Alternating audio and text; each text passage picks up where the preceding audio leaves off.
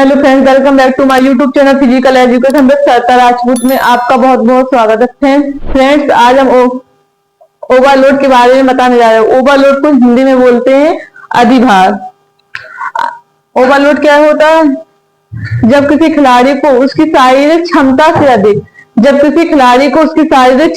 अधिक भार दिया जाता है, शारीरिक क्षमता से अधिक भार दिया जाता है तो उसे हम ओवरलोड कहते हैं। ओवरलोड की यहाँ परिभाषा देखते हैं। ओवरलोड क्या है? मतलब नॉर्मल भाषा में कहते हैं किसी व्यक्ति को उसकी क्षमता योग्यता से अधिक भार देना, क्षमता योग्यता से अधिक उससे कार्य करवाना ही ओवरलोड है। जब किसी की शारीरिक क्षमता योग्यता से, जब किसी खिलाड़ी या व्यक्ति के शारीरिक क्षमता योग्यता से अधिक भार दिया जाता है, जब किसी व्यक्ति को उसकी शारीरिक क्षमता योग्यता से अधिक भार दिया जाता है, उसे अधिभार या अधिप्रशिक्षण भी कहते हैं। उसे अधिभार या अधिप्रशिक्षण भी कहते हैं, जिसके कारण शरीर की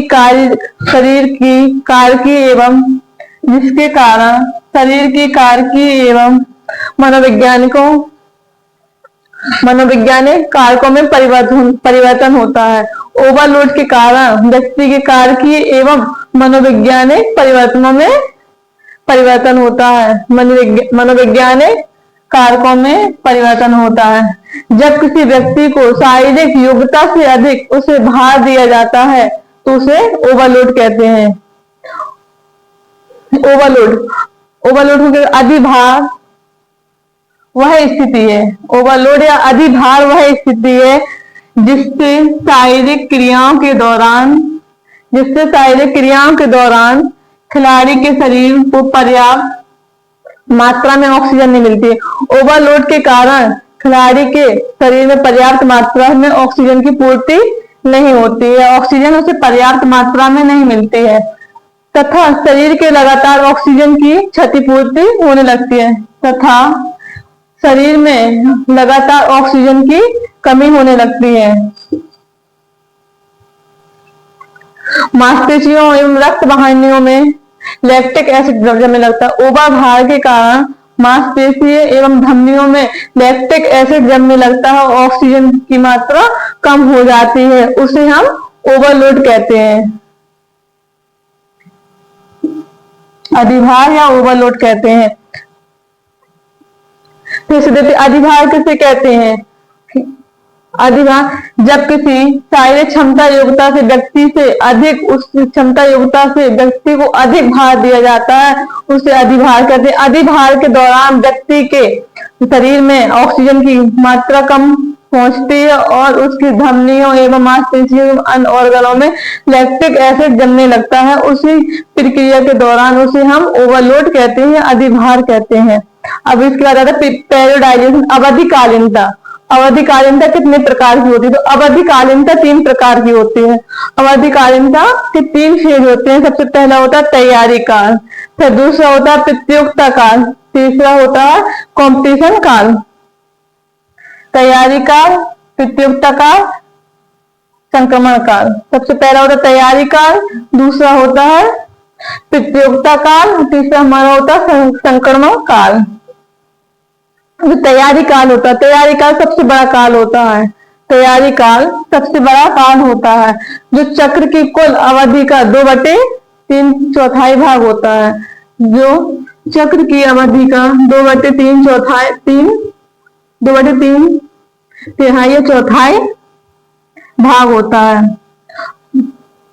एक बार में 60 से 70% हमारा तैयारी काल होता है। 60 से 70% तैयारी काल होता है। तैयारी काल में हमारा वॉल्यूम अधिक होता है और इंटेंसिटी कम होती है। तैयारी काल में वॉल्यूम अधिक होता है और इंटेंसिटी कम होती है। तो इसके बाद हमारा नेक्स्ट फेज आता है प्रतियोगिता काल।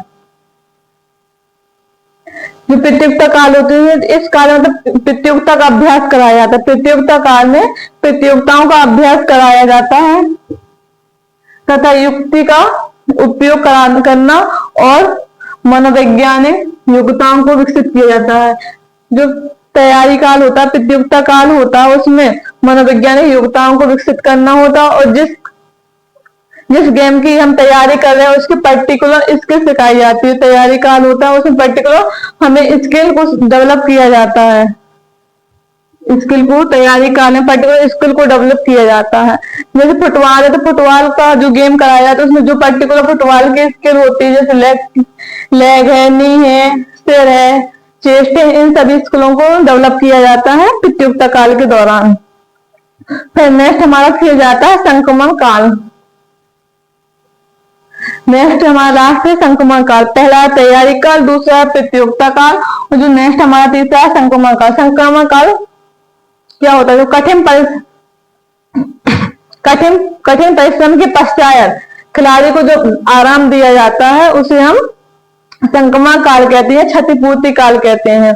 संक्रमण काल को क्षतिपूर्ति काल कहते हैं। इस काल में व्यक्ति को रेस्ट दिया जाता है जिससे वो अपनी आराम की अवस्था में आ सके और पुनः अपने गेम के लिए